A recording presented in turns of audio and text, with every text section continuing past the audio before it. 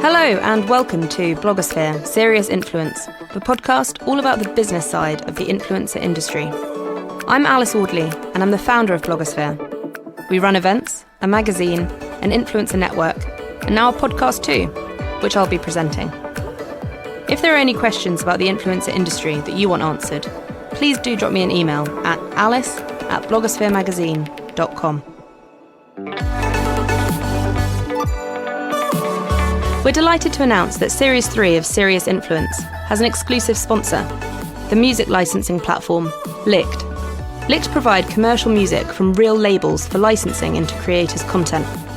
It means that you can have great music on your videos without the fear of copyright claims or losing ad revenue. If you want to learn more about how you can legally use the music you love, be sure to check out Licked's website, licked.co. That's lickd.co. Today on Blogosphere Serious Influence, I'm joined by Paul Sampson, who is the co-founder and CEO of Licked, a music licensing platform for creators, and our sponsor for this series of the podcast. Paul has worked in the music industry for 14 years, in all sorts of roles, and thus has a keen knowledge of its licensing intricacies. He stumbled across the world of creators 4 years ago and saw the challenges they faced accessing good music without getting copyright claims against them. He connected the dots, and Licked was born. I'm Paul Sampson. I'm the co-founder and CEO of a company called Licked, and Licked is the world's first claims-free commercial music licensing platform for creators. So essentially, YouTubers have been suffering from what copyright claims or content ID claims on YouTube, which means that if they use famous music in their videos, they lose all their salary, they lose their earnings, and that's a technical complication caused by content ID claims. As a result, the music industry has created a vacuum where it's not working with the world's biggest influencers, and stock music and library music is this sort of sole incumbent in the space. So we've provided a tech solution that solves that problem, essentially. And how did the idea come about? What's your background in terms of influencers, social media, and is it just across YouTube, or will the platform work for Instagram and IGTV and things like that? So how did I come across it? So I've been putting music to picture for about 14 years. It's called sync licensing. And I did that in New York, I did it in LA, I did it in London. And essentially you're licensing music, a represented catalogue, artists, labels, publishers, and then negotiating fees for that music to be put in whatever you're watching, whether it's an advert or a film or TV programme. But underneath all of those companies is production companies, invariably. And when you realise 2.8 billion people have now got a production company in their pocket, and the world's most generous commissioning editor in YouTube, you go, oh, hang on a minute, no one's providing this solution for the man on the street or for creators. So, I mean, there were 3 incidents, really, that I can draw a straight line through that bring me to where I am today. One was straight out of uni. I worked in television, and I worked in TV for about 5 years, everything from making the tea up to exec producer of various shows, even hosting one. Really? Oh. Yeah. So what did you host? I had a dating show on ITV did for you? a few years, yes, but let's not urge anyone to go and look that up. Let's pray. Let's go into that. What was this? What was the name of the show? It was called Dial a Date. It was not particularly highbrow, let's say, and I was 21 years old, so you can imagine. It was like 11:30 on a Friday night. But I worked as a producer and exec producer on various small shows for that one company. And one time I went out, when I was a junior researcher, I went out on a shoot with the director. He then got ill and wasn't there to direct the edit. And they asked me to come in the next day and take his place. And I walked in the next morning with this editor with a bunch of CDs. And he said to me, what's that? And I said, it's the music that I want to put in the... And he goes, we've got a music budget? And I was like, no, you don't understand. I own this music. He said, you don't own them. You own the CDs. You don't own the music. Right? You can't. Big learning curve. Exactly. And I was like, wait, what? And he said, you see all these generic CDs in the walls, right, on all the shelves? That's library music, and we have to use that. So that's one. And how did library music work? So we're going to license this music for our library for a year, like 12-month period, or we get a lifetime use on this? Library music buys out the copyright, right? So if I started a production music company or stock music or library music company and you're a composer, I come to you and I say, we have a dearth of Coldplay sounding indie rock, because that's a la mode, right? So could you go away and write me 20 tracks that sound like Coldplay and I will buy 12 of them off you. I own them as the company, but any money I make on it, I'll split with you 50-50. Okay. That is the traditional library music model. There's a step below that, which is what's referred to as royalty-free. And royalty-free companies aren't even paying the composer the 50% of royalties after that. They're just buying the copyright outright. As a result, you get sort of lower-level composers or people that are in need of cash more quickly. And that actually brings me on to the second dot on this sort of 3-dot route to where we are today, in that I switched out of television into working for one of these production music companies, probably the highest quality one. And I moved to New York and started working for them, and then they made me head of US, and I moved out to LA. And that was about 2008, and the bottom had fallen out of the sales market in music. And so we were able to go to some huge music names for the first time and say, look, this West Coast hip-hop album 3, written by John Smith in Bournemouth, sounds just like you, Snoop. Did you know that John earned 6 figures last year from recreating your sound? How had the bottom fallen out? So things like iTunes had come along. Napster had sort of pulled the rug out of the music industry's sales market. iTunes came along and legitimized MP3s, but initially the music industry had resisted it. No, we like CDs, we can control the price more, we control the means of distribution. Yeah. When you see that people aren't selling as much music and people are file sharing, and so as an artist, your revenues are dropping 80% overnight. And that sustained for many, many years until iTunes really gathered traction and started delivering back to the music industry. But in the interim, Spotify had started. Spotify was about 2009. Yeah. So this is just before Spotify. We asked massive artists to start recreating their own sound. Instead of saying, well, if you as a licensor or an ad company can't afford Snoop, here's John Smith's version of Snoop, right, or West Coast hip-hop, we would get Snoop to come and exec produce his own sound recreation. Hans Zimmer did our film score, and Massive Attack did our trip-hop, and so on and so forth. And then they would get a cut on all Correct. Of it. Yeah. And again, that was one-stop music licensing, but of a very commercial sound, right? And I saw the power of that, the business I was able to win for artists, and my clients didn't have to go through an elaborate licensing process. Finding out, getting a quote from a label, finding out who the writers are, what publishers they're signed to, doing an MFM with all the publishers.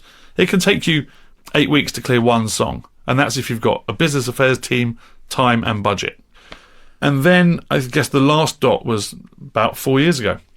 I was working for a company that managed online rights for some commercial music, relatively low-level commercial music, and I was asked to come in and pivot the business by the new CEO. And I was interviewing a member of the staff, as I did with all the members of staff, and what do you do here, and how long you've been here, and what's your process been like? What would you change? And there was a young girl there that had done some licenses and had done quite well, and I'm going through her billings, and there was a £50 license, and all the others were for $5,000 or $10,000 or $1,500, and I was like, what's that £50? Genuinely interested. And I think she thought I was going to fire her. She was like, ignore that, look at the $5,000, look at the $1,000. And I was like, no, I'm just interested. What is it?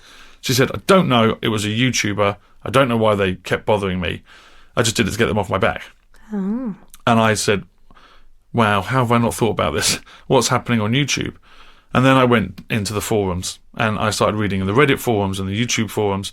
And you see all these posts. Hey guys, just had my first big video. It's the first time I didn't get paid. What's a copyright claim? Why has Warner stolen my money? Or why has Sony got my money? And the response comes in their droves, right? Hundreds of responses going, no, that's a rookie mistake. Don't ever use commercial music. You can't. You won't get away with earning your money. Instead, go to this production music catalogue or that library company. And I was aghast, Alice. I was like, oh my God, the music industry has shot itself in the foot again. And so given that I was asked to pivot the business, I thought, well, no one's doing consumer-facing sync, for want of a better term. Yeah. Right? And creators are consumers, but they're also small businesses, so you could say it's sort of a B2B/C model. But I was like, well, this needs to change. Like, YouTube's not going anywhere, Facebook's not going anywhere, Instagram's not going anywhere. This could potentially, with the right solution, be an enormous new revenue stream for the music industry. But the first thing you have to do is say, well, can I build the tech solution? Because the manual one just is a nonsense. So there was a developer that had been hired just after me there, and I scoped out what I thought this might look like. He had some ideas, and he took a good look at the YouTube API. Said, I think I can map a way to automate claims clearances in the event that someone has legally licensed the song. So we pitched it to this company, and they said, yeah, let's go and do it. But we didn't know the trouble that company was in. Right. So it was largely unfleshed. It wasn't particularly well scoped. So the company that you approached to do that was a music... We were employed there. Right. But it was just a very base idea, like, should we be looking at being the first company to move towards consumers or creators? And long story short, that company didn't survive. I was only there about 6-7 months, and this developer, not much less time than me. Being in high demand, he got a job the day the company went under as a developer. Developers. Yeah, and I decided that I'd done too much work on it as a prospect. And so instead of going back into the job market, I took the summer off and went and tried to raise some money. And I found an individual who I knew a little bit, who had sold a music rights business. And I knew that he was looking to invest some of that money back into a music rights business. And I was able to convince him that consumer-facing sync was the big untapped opportunity, or the next frontier. So you managed to raise from one individual, angel? I raised £770,000. Nice. And it took me about 5 months. And then November of 2016, we incorporated. And we spent the next year or so building the platform and trying to sign rights holders. The first thing you've got to do is prove that your tech works, right? If I license a song and generate it, can I work in conjunction with Content ID to inform it that this song has been legally licensed? If you can do that, then you've got a demo to take to labels and publishers. Did you have to have that conversation with YouTube quite early on then, or you can work around it? We were approved YouTube content partners because what we did was get rights to manage some low-level content within Content ID. So it's essentially to be a Content ID administrator. That means you have an account into the API, right? And then you can start testing software. If you can understand how the API works, then you can build your software around it. So that was kind of a backdoor entry into it. When I went to YouTube with this as a concept in early 17, they were like, look, we would love for someone to be able to do this, but you're just not going to be able to do it. It's torture working with the music industry. They won't give you these rights, and it's just not possible. So they'd sort of tried and dipped their toe in and then realised that they didn't have the relationships with those music companies. Something like that. Yeah. There's a very, very strained relationship between the music industry and YouTube, or Google generally, I would say. Having said that, I think YouTube has done good things for the music industry, and I don't see them as the bad guy that perhaps the music industry claims they are. I mean, many musicians have made their careers out of YouTube by doing sort of cover songs and things 100%. Like that. So what's happened is that, as I said before, the music industry's created this vacuum. It's an unintended consequence of the music industry wanting more control of their rights on a UGC platform. And so, because there's nowhere to legally license music, if you put a monetized policy on your song, essentially that claim on Content ID is just presuming that anytime it finds that song in a video, that it's an unlicensed usage. And it can presume that correctly because there's nowhere to license it. So our software essentially just informs Content ID, hang on, this song is live on Licked. That means that this song, when you find it, may have been used legally. And so can you please tell us the channel ID and the song information before you make that decision, and we'll inform you as to whether or not it was a legal use or not. And how did those conversations go then? With the labels? Yeah. Initially, they were sceptical. There's a lot of... Well, look, first thing to say is when it comes to adopting new technology or innovation, the music industry is historically only slightly ahead of the Amish, right? They resisted downloads, they resisted MP3s, they tried to kill Napster and maintain CD distribution. They resisted Spotify. I don't know if you remember this argument, but Spotify was going to be the death of the industry and no one can survive on these royalty rates. But I was lecturing at that point saying, well, that's a nonsense. It's a long-tail play and you won't be saying this in 5 years' time. And sure enough, the current boon and rejuvenation of music industry revenues is almost entirely down to streaming. Bit in the same way that Blockbuster was like, oh, Netflix will never take off. Correct. Correct.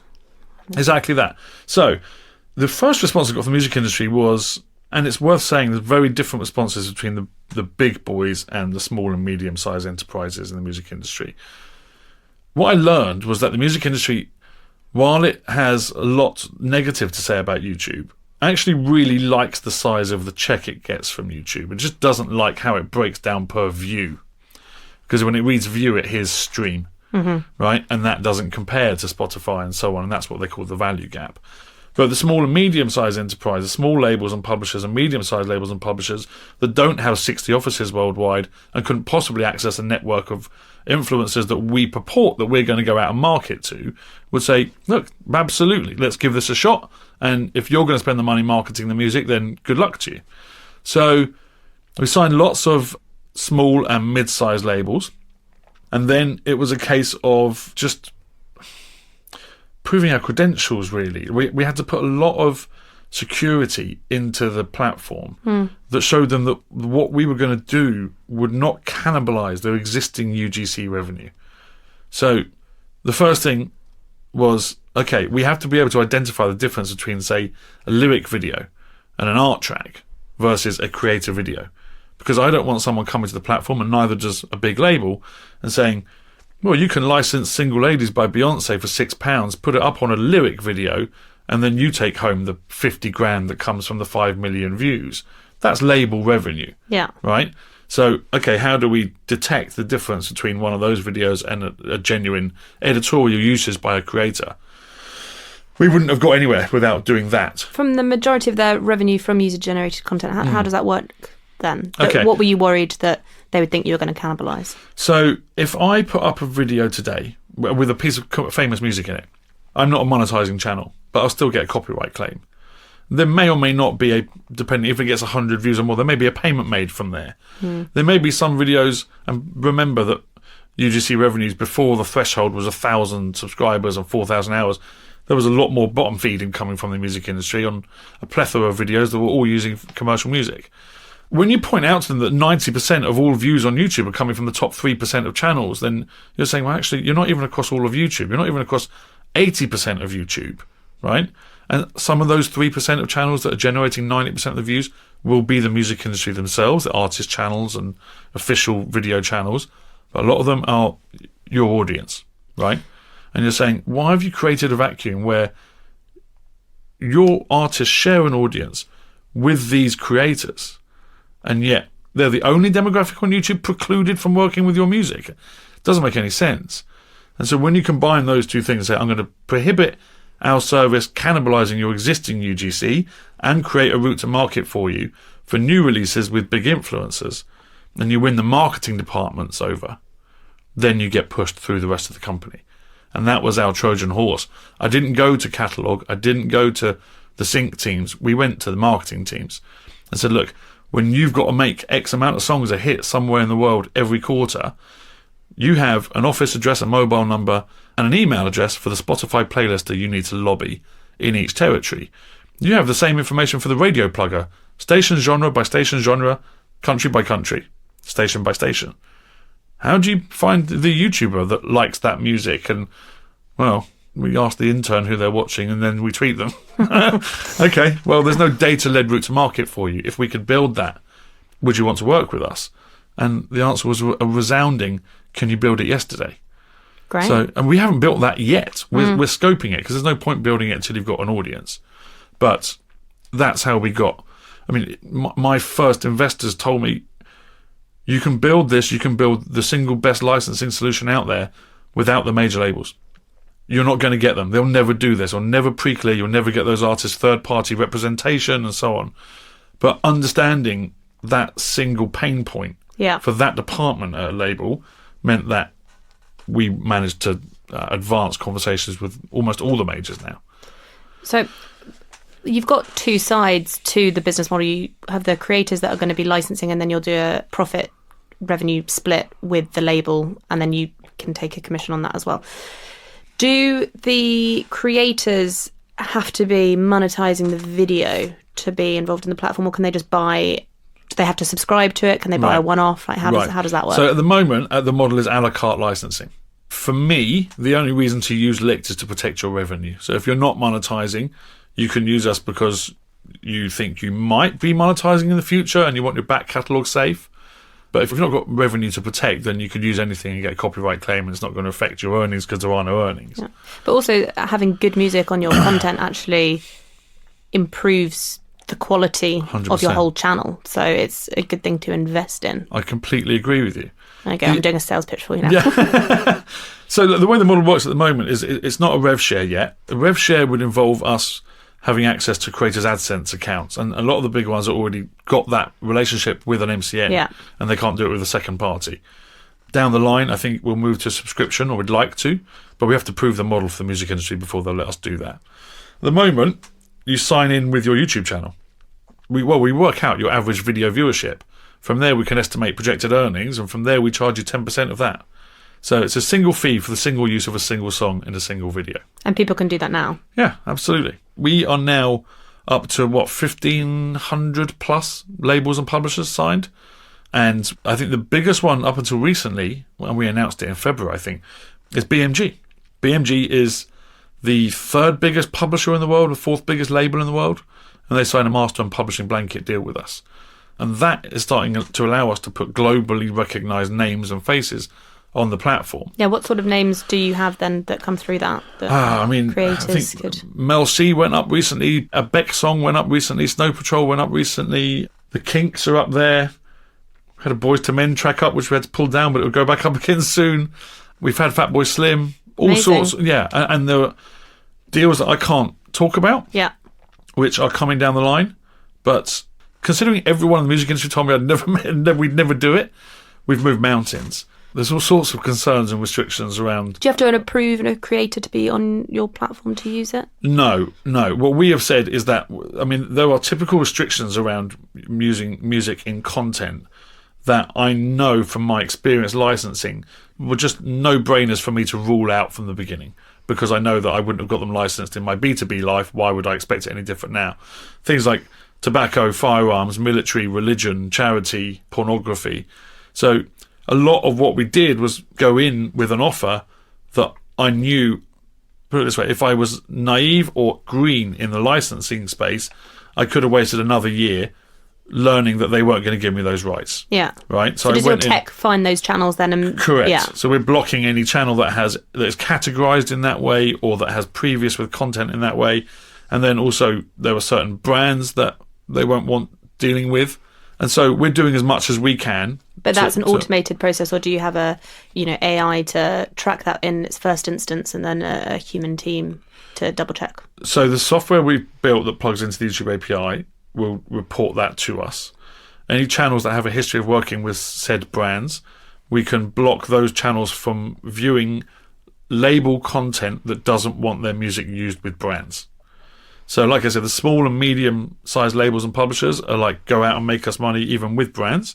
But the bigger labels are saying, look, I don't want someone even licensing this for however much money to a sportswear brand, because my team might be negotiating a £5 million Adidas deal, and this will undermine it. Yeah. I think we'll get there in the next 5 years. I think even the biggest labels will say, now we understand this sort of content and sort of brand-sponsored versus branded content, right?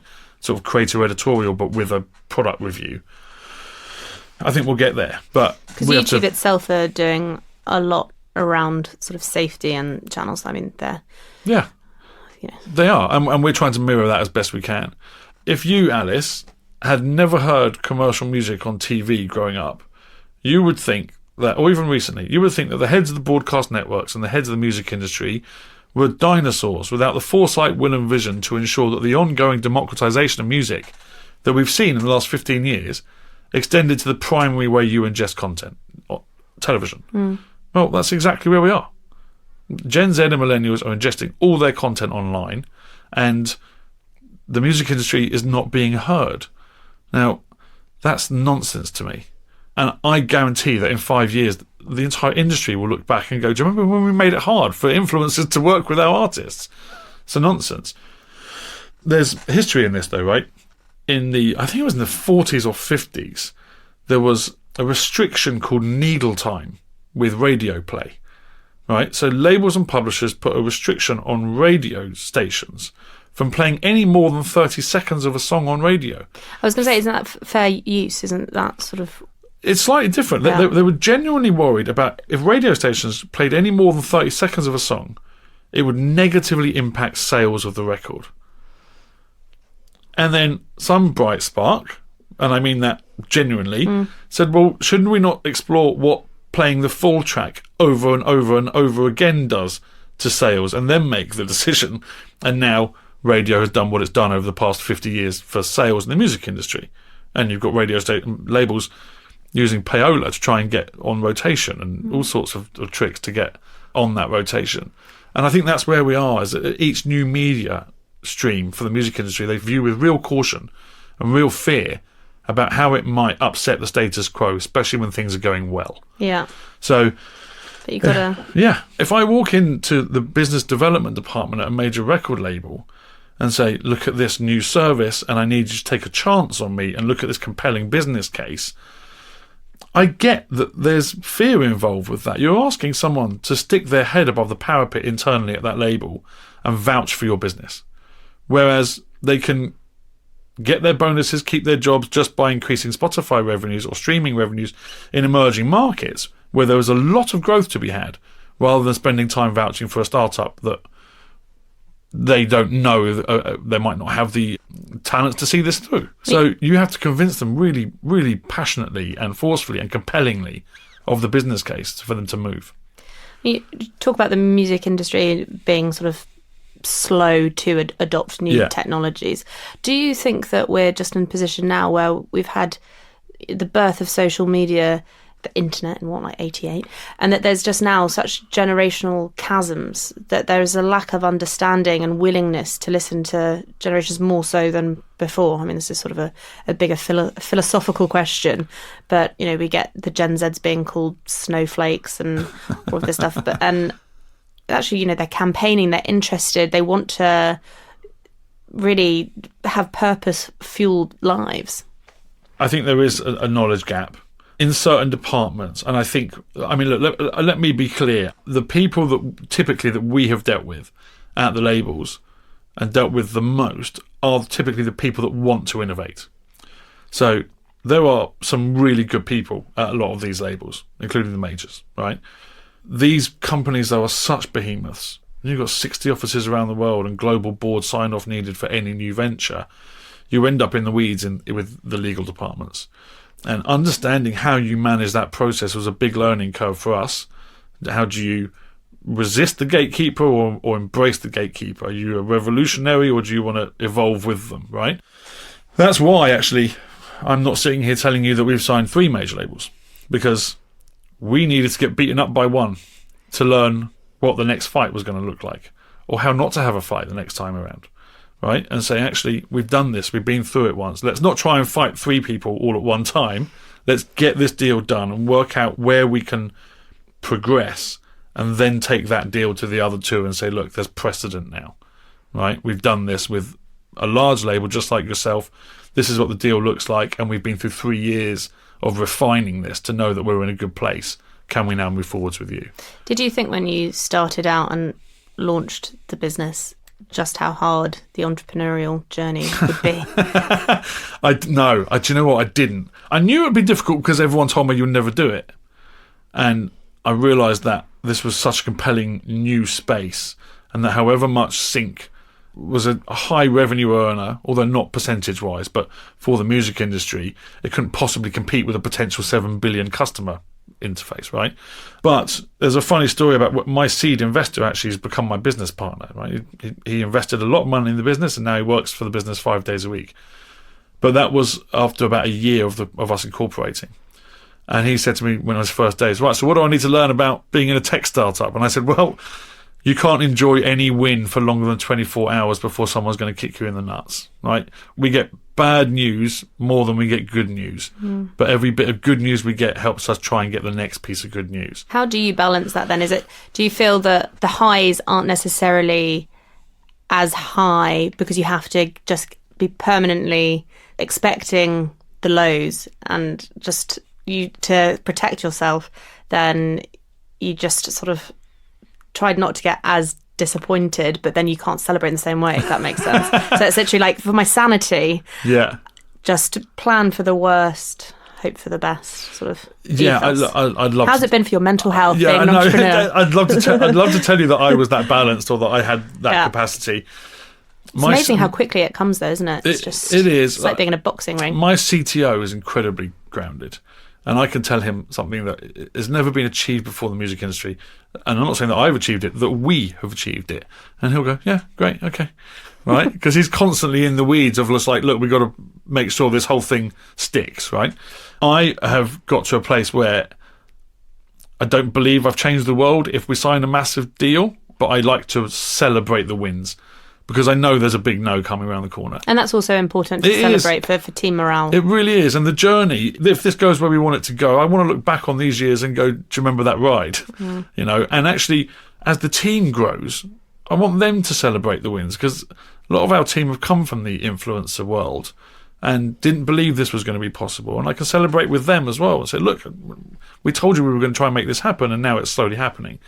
And you won't win everyone over on round one. You just won't. So what sort of jobs did they have in the influencer world than the team? There's not many of them that come from the influencer world, but we've got a content marketing manager that's worked with influencers. We've got a social media community manager that's worked with influencers. We have someone that's worked from the music industry that's come to work on our affiliate program and who's now only dealing with influencers. And I think for them to be able to message to creators and feed back to us, wow, is this actually happening? Or people actually do really want this. Or they never thought they'd see the day, is really useful. To answer your question directly, someone that works for us was an influencer marketing company, and they were a community manager there. And actually, this young lady has built her own Facebook community called London Small YouTubers, which has, I think, about 1,500 either about to monetize or recently monetized YouTubers in there, just all communicating about how to be better and optimize their channels.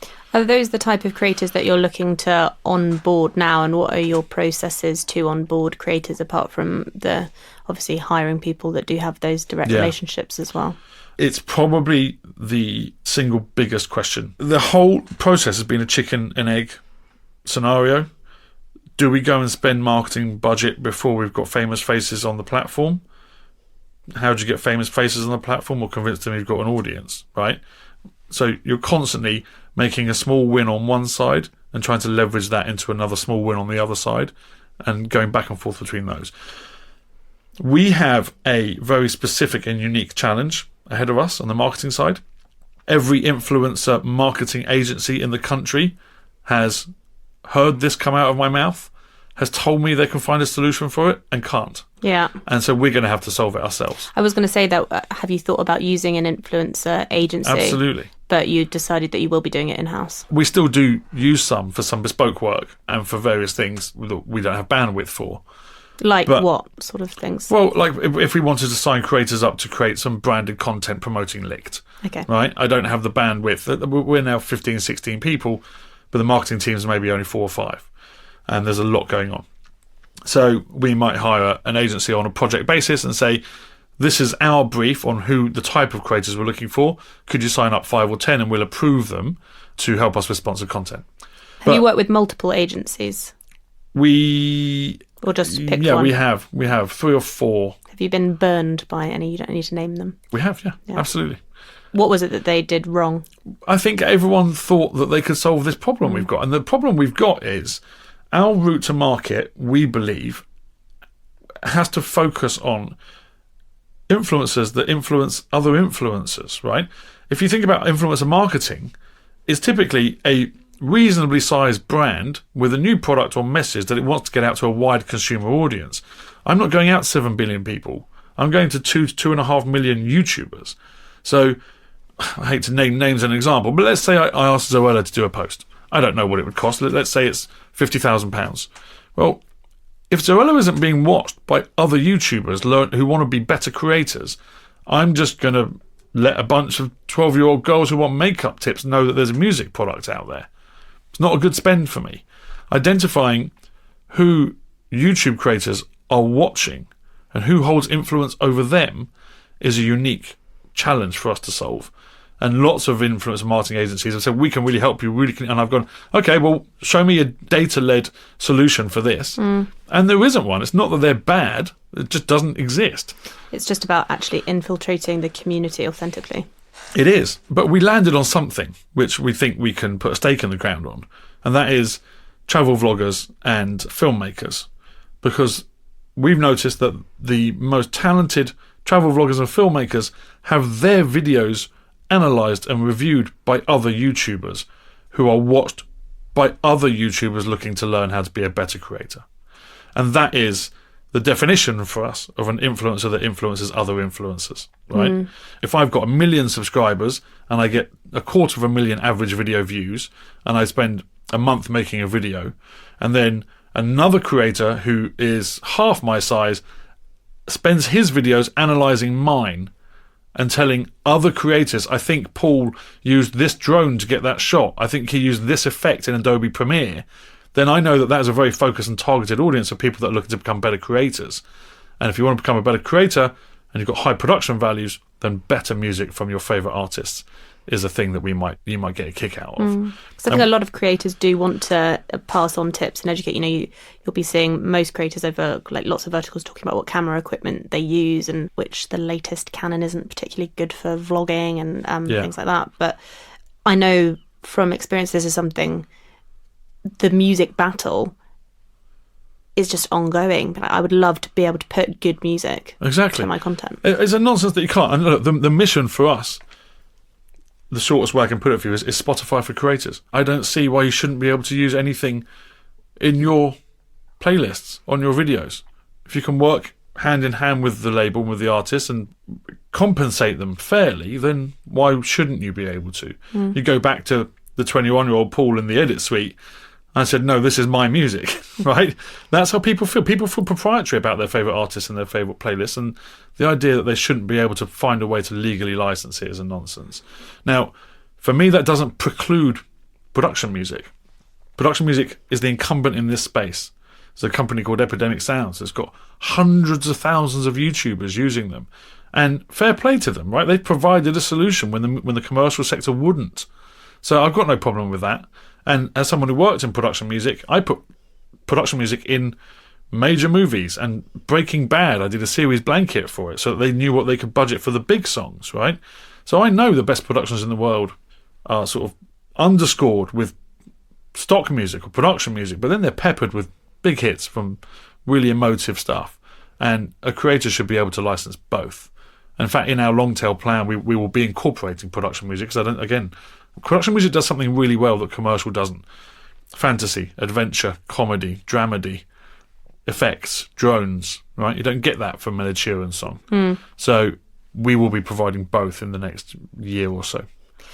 We've talked about copyright, but could you give me an overview of Article 13? Because this is, I don't feel like I 100% get it, apart from just seeing, the tweets being like, be careful, save our internet. Okay, so Save Our Internet, I think, was slightly misleading. There was a lot of misinformation put out about memes being banned, and that all came under parody and fair use, so that was never going to be an issue. With regard to music and what it means for licensing, YouTube operates or operated under safe harbours. Are you familiar with that term? No. Okay, so in 1998, there was something written called the Digital Millennial Copyright Act, and it basically said that an internet service provider, think of Yahoo or Hotmail or anyone like that, was not itself liable if I, Paul, used my Hotmail account to email you, Alice, an MP3 I ripped off Napster, right? Hotmail wasn't liable for that. Paul was liable for that, right? Does that make sense? Yeah. I don't know if you remember back in the day, it was like all these scaremongering stories about this one kid got sued for 100 grand because he had 40,000 ripped MP3s on his computer and everyone was trying to put all their music on hard drives. And so that's what that is, right? It protects an ISP from that sort of liability because otherwise how could they grow? And this was the beginning of the internet. So the onus was on the individual. Correct. And so the platform operates on what's called safe harbours, right? The music industry has been successfully now lobbied in Europe to get YouTube out from under safe harbours.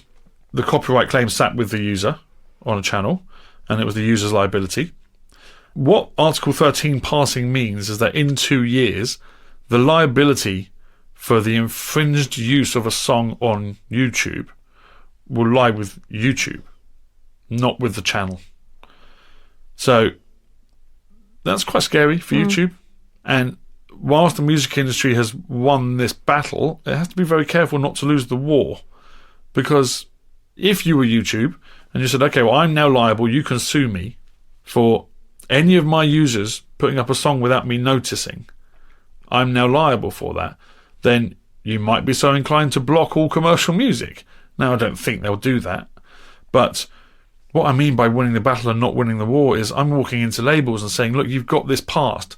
You surely now have to be seen to be working with legitimate legal licensing solutions. How can you fight YouTube on this and then not sign a deal with us? So it kind of is a good thing for you. Could be a good thing. It is, although I think the music industry at large would like to say that one day they would like to force YouTube into a position where they do all this licensing. But the revenue isn't there for YouTube to provide it at scale. I think it will always end up being a channel paid model or even a rev share. So yeah, that's basically what it means. It means that YouTube is now more liable. It's not passed in the States. There's nothing like this so far in the States, but then we know that video content is global, right, by the nature of YouTube. So how this impacts global content is going to be really interesting. YouTube have got 2 years to work out what that solution looks like. 2 years sounds like something else people like working out. Yeah, exactly right. So, but I know that there's a lot of goodwill from the people at YouTube to try and build a solution for the music industry. They've taken a lot of interest in what we're doing, and we'd like to work as closely as possible with them. Like, to my mind, what we're building is a win for YouTube and a win for the music industry and for the creator on YouTube. And a third-party agnostic system, I think, is a platform, is the way this needs to go. You asked before about whether we can license for anything more than just YouTube. Well, again, smaller and mid-sized labels have said you can have all UGC platforms on your license. The majors will just license us for YouTube. At the moment, until they get their illegal usages license done with Facebook and Instagram. Then they will come back to us and say, now we can open up our deal with you for Facebook and Instagram. But the other issue with those other platforms is that they don't have Content ID. So until you can offer creator monetization, and until commercial music being used adversely affects your monetization, we don't have a problem to solve. Yeah, right? Sure. So we're in talks with Facebook at the moment. We're trying to take a look at Rights Manager, which is what they're building, to tweak our software to act in the same way on Rights Manager it does with Content ID. But when you look at the market, there's what? I think by the end of this year, there'll be 2.7 million monetizing creators on YouTube alone. And that's about... globally? Yeah.